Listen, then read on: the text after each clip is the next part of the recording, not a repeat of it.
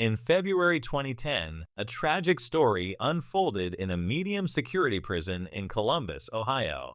Jason Riker, a 31-year-old inmate, was found dead in his cell.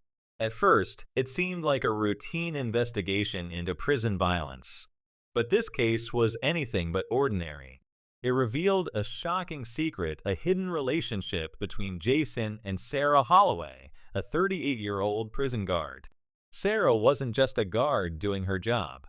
Over time, she had developed a close bond with Jason, a connection that crossed every professional line. What started as casual conversations grew into something deeper, something dangerous. For Sarah, it may have been an escape from loneliness, but for Jason, it was all part of a plan. The events that followed took a deadly turn, leaving a trail of manipulation, betrayal, and heartbreak. This wasn't just about a crime, it was a web of choices that led to devastating consequences for everyone involved. The question now was, what really happened that night, and how did things go so far? Sarah Holloway had been a guard at the Columbus prison for over 12 years. On the surface, she seemed like the perfect employee, dedicated, professional, and respected by her peers. But underneath that calm exterior, she was struggling. The long hours and endless routine had left her isolated. Her personal life felt empty, and she carried a quiet loneliness that she couldn't shake. Jason Riker, one of the inmates, noticed this. He saw through her professional mask and understood her vulnerability. Jason wasn't just an inmate trying to survive his sentence. He was clever, observant, and manipulative. Over time, he struck up conversations with Sarah, small moments that felt harmless at first. But those moments grew into something more. For Sarah, it was like finding a lifeline. She began to look forward to their talks, the brief escapes from her otherwise dull and lonely days. Jason made her feel seen, appreciated even. But while Sarah might have believed it was genuine, Jason had other plans. He had spotted an opportunity, and he wasn't going to let it pass. This connection, which started as a fragile bond, became the spark for a dangerous relationship that would unravel everything Sarah had built in her life. As the weeks went by, Sarah and Jason's relationship deepened in secrecy. What began as casual exchanges soon turned into private moments filled with coded messages and whispered words. For Sarah, these moments became an escape from the monotony of her life. She convinced herself that Jason truly cared about her. She was blind to the fact that he had an entirely different motive. Jason wasn't just drawing her in, he was calculating every move. He studied her weaknesses, knowing exactly how to exploit them. He played the role of someone who understood her pain, someone she could trust. But to him, it wasn't about affection, it was about control. He was setting the stage for his ultimate plan, and Sarah was unknowingly falling right into his trap. While Sarah believed their connection was built on mutual understanding, Jason was gathering the tools he needed to manipulate her. A relationship that she saw as an escape from her struggles was, in reality, the beginning of her downfall. With every interaction, Jason tightened his grip, pulling Sarah deeper into a situation she could no longer control. Everything came to a head one night when Sarah received a note slipped to her during her shift. It was from Jason. The message was urgent and claimed his life was in danger. He begged her to come to his cell after lights out, saying he feared another inmate would attack him. The note was written in a shaky hand, making the threat seem real and immediate. Sarah didn't stop to question it. She didn't think about the risks or the consequences. All she could focus on was the fear of losing Jason, the man she believed cared for her. By midnight, she had made her decision. She disabled the hallway camera outside his cell, a risky move, but one she had done before during their secret meetings. When she unlocked Jason's cell, she found him calm, too calm for someone who claimed to be in danger. Then the truth hit her. Jason wasn't scared, he was waiting. With cold precision, he laid out his ultimatum: help him escape, or he would expose their affair to the prison authorities. Sarah froze. This wasn't the Jason she thought she knew. The trust she had built was shattered in an instant, replaced by fear and betrayal. Standing in Jason's cell, Sarah's mind raced as she tried to process his threats. He revealed the evidence he had gathered: letters, notes, and even items she had smuggled in for him. It was clear he had been planning this for a long time. For Jason, this was never about a connection or care, it was about using Sarah to get what he wanted. Sarah tried to reason with him, her voice trembling. She pleaded with him to reconsider, but Jason wasn't interested in compromise. He was in control now, and he knew it. The cold detachment in his voice made it clear he was willing to ruin her life if she didn't comply. Every word he spoke pushed Sarah further into a corner.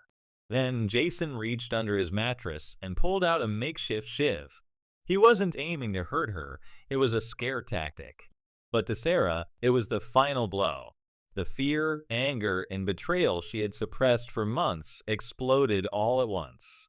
In the chaos that followed, the fragile balance between them shattered, setting off a chain of events that would change both of their lives forever. The tension in the cell reached its breaking point. As Jason stepped closer, holding the shiv, Sarah panicked. Her fear overwhelmed her, and she lunged at him in a desperate attempt to protect herself. A struggle broke out, chaotic and unplanned. Jason, caught off guard, dropped the shiv, and it clattered to the floor. Sarah grabbed it without thinking, her hands trembling as she held the sharp piece of metal. In a moment of pure instinct and fear, Sarah acted. She lashed out, stabbing Jason in the chest. The first strike was impulsive, but as anger and betrayal flooded her, she struck again and again. By the time it was over, Jason lay lifeless on the floor, and Sarah stood frozen, staring at what she had done. Her mind raced. She didn't plan this, but now she had to deal with the reality of it. For a brief moment, she thought about calling for help, but the consequences of her actions loomed too large. Instead, she began cleaning the scene, trying to stage it as an attack by another inmate. The shiv was placed near Jason's hand, and she wiped down surfaces to remove evidence. By the time she left the cell, reactivating the hallway camera, Sarah was no longer thinking clearly. The lines between guilt, fear, and survival had completely blurred. The next morning, February 14, 2010, the prison buzzed with alarm. Jason Riker's body was discovered in his cell, and the scene quickly drew the attention of investigators. At first glance, it appeared to be a brutal attack, possibly the result of gang violence. The makeshift weapon and Jason's injuries seemed to support this theory. But something about the crime scene didn't sit right with the detectives. Jason's belongings were undisturbed. His bed was neatly arranged, and nothing appeared out of place, a stark contrast to the violence of the attack. There were no signs of forced entry, which raised questions about how an inmate could have entered his cell. Detectives Mark Talbot and Eleanor Grayson, leading the investigation, began to suspect that this wasn't as straightforward as it seemed. As they combed through the details, inconsistencies started to emerge. The positioning of the weapon felt too deliberate, almost staged. The lack of a clear struggle or visible signs of a break-in added to their doubts. It wasn't long before the case shifted focus. What initially seemed like a random act of prison violence began to point towards something much more calculated and much more personal. By February 15, 2010, the investigation took a sharper turn as detectives began interviewing the prison staff. Sarah Holloway's name came up more than once, but not in the way they expected. Her colleagues described her as reliable and rule-abiding, yet many noted that something had changed in the weeks leading up to the murder. Her mood swings, distracted behavior, and sudden absences during critical shifts had raised quiet concerns among her peers. One particular detail stood out. A fellow guard mentioned seeing Sarah deactivate the hallway camera near Jason's cell the night he was killed. This critical piece of information made its way into the official report. Detectives reviewed surveillance footage from the prison and confirmed the claims Sarah had entered Jason's cell after lights out and stayed there for over 20 minutes. As more evidence surfaced, it became clear that Sarah wasn't just a dutiful guard. Letters were found hidden in Jason's belongings, each one handwritten by Sarah, exposing their secret relationship. The discovery of these intimate notes, paired with Sarah's actions on the night of the murder, painted a damning picture. The investigation was no longer about an unknown attacker. It was now focused squarely on Sarah Holloway. By February 16, 2010, the case against Sarah Holloway continued to grow. Forensic analysis revealed traces of her DNA on Jason's bed frame, further tying her to his cell. Phone records showed that Sarah and Jason had communicated frequently using the prison's monitored lines, often speaking in coded language to hide the nature of their relationship. Each piece of evidence painted a clearer picture of a secret affair steeped in manipulation. Then came another breakthrough. Investigators uncovered a hollowed-out book hidden beneath Jason's mattress. Inside, they found letters from Sarah alongside notes scrawled by Jason. His writing detailed plans for an escape, complete with guard schedules, security blind spots, and sketches of the prison's layout. The handwriting matched both Jason and Sarah, suggesting more than just a coerced relationship. It hinted at collaboration. This new evidence complicated Sarah's defense. It was no longer just a story of manipulation, it raised the possibility that she had knowingly helped Jason plan his escape. While she claimed she had been a victim of Jason's control, the investigators now faced a conflicting narrative. Was Sarah a pawn in his scheme, or was she an active participant? On February 18, 2010, the investigation took an unexpected turn when Thomas Reed, a fellow prison guard, came forward with critical information. Reed admitted he had tipped off the warden about Sarah's unusual behavior in the weeks leading up to Jason's death. While his actions initially appeared to be out of concern for the prison's security, Reed later confessed his motivations were more personal. Reed revealed that he had developed feelings for Sarah over the years and had grown jealous of her interactions with Jason. He claimed he had noticed their closeness during her rounds and became suspicious. Although his account was layered with personal bias, his testimony provided investigators with yet another piece of the puzzle. This revelation further highlighted the tangled emotions and motives surrounding the case. Reed's jealousy added another layer of complexity, but it also confirmed what the investigators were beginning to believe: Sarah's actions weren't just those of a professional caught off guard. There was more to her story, and it was becoming harder to separate her role as a victim from her possible complicity in Jason's plans. By February 20, 2010, Sarah Holloway was brought in for questioning. At first, she maintained her innocence, insisting she was a professional doing her job. She denied any involvement in Jason's death or his escape plans. Her answers were calm, almost rehearsed, as if she believed she could talk her way out of the situation. But as the detectives presented their evidence, the letters, the surveillance footage, the phone records, Sarah's composure began to crumble. Faced with undeniable proof of her connection to Jason, she broke down and admitted to the affair. Her voice trembled as she described how Jason had manipulated her, exploiting her loneliness and trust. She insisted that everything she had done was out of fear and desperation, claiming she acted in self-defense the night of his death. While Sarah's confession shed light on her emotional state and the power Jason had over her, it left the investigators with more questions. If she had been coerced into the relationship, why were their escape plans written in her own hand? And why had she taken such deliberate steps to cover up the murder? Sarah's attempt to frame herself as a victim only deepened the complexity of the case. The line between manipulation and complicity grew increasingly blurred. As the investigation progressed, a crucial discovery weakened Sarah's claim of self-defense. On February 25, 2010, detectives uncovered a loose floor tile in Jason's cell. Beneath it, they found detailed escape plans that left little room for doubt. The notes outlined guard rotations, camera blind spots, and even sketches of the prison layout. Crucially, the handwriting was a mix of Jason's and Sarah's. This evidence suggested collaboration, not coercion. Investigators began to piece together a narrative where Sarah wasn't just manipulated, she might have been a willing participant, at least initially. The escape plan also included notes that hinted at Sarah's direct involvement, such as disabling cameras and providing access to restricted areas.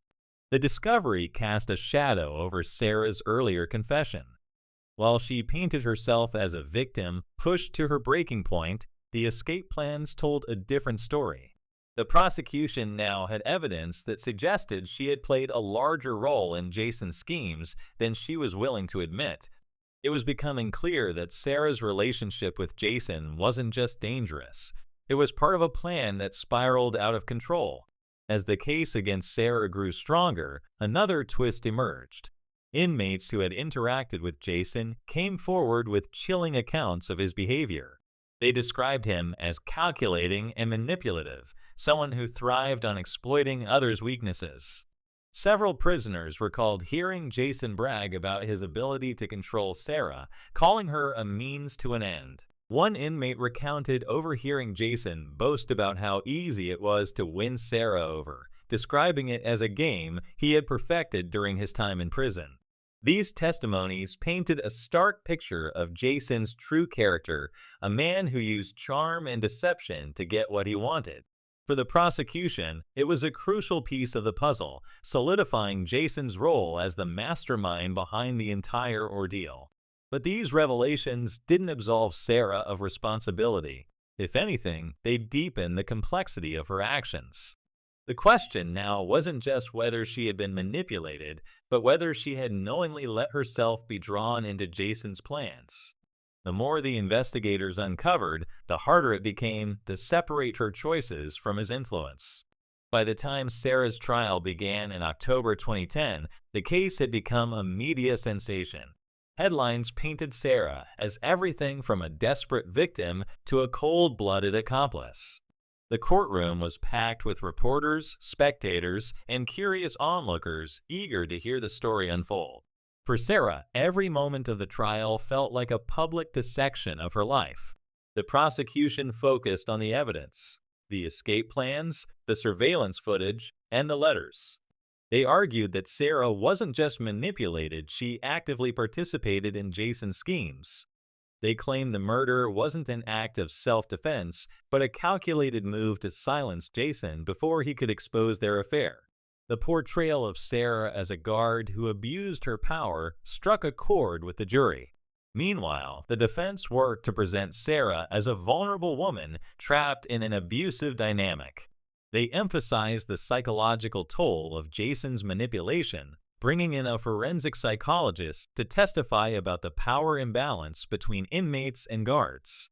Sarah's attorneys argued that her actions were those of a woman overwhelmed by fear and desperation, not a calculated criminal. The trial was as much about public perception as it was about the facts. Every piece of evidence and testimony added another layer to the story, but the truth remained elusive. For the jury, it became a question of whether Sarah was a victim who made tragic mistakes or an active participant in a deadly scheme. The emotional weight of the trial reached its peak when Sarah's children, Matthew and Aaron, were called to testify. Their presence in the courtroom cast a harsh light on the personal toll the case had taken. Matthew, 16, spoke first, recounting how his mother had worked tirelessly to provide for them after their father left.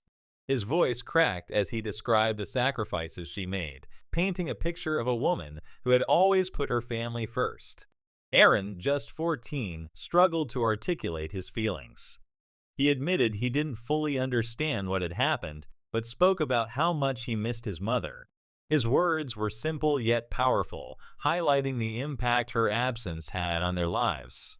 The courtroom fell silent as the jury and spectators absorbed the raw pain in their voices. For Sarah, watching her children testify was unbearable. She avoided their gaze, knowing the weight of her choices had fallen squarely on their young shoulders. The defense used their testimony to humanize Sarah, showing the jury that she was more than the accusations against her. But for the prosecution, It was a stark reminder of the damage caused by Sarah's actions, not just to herself, but to the people who depended on her the most.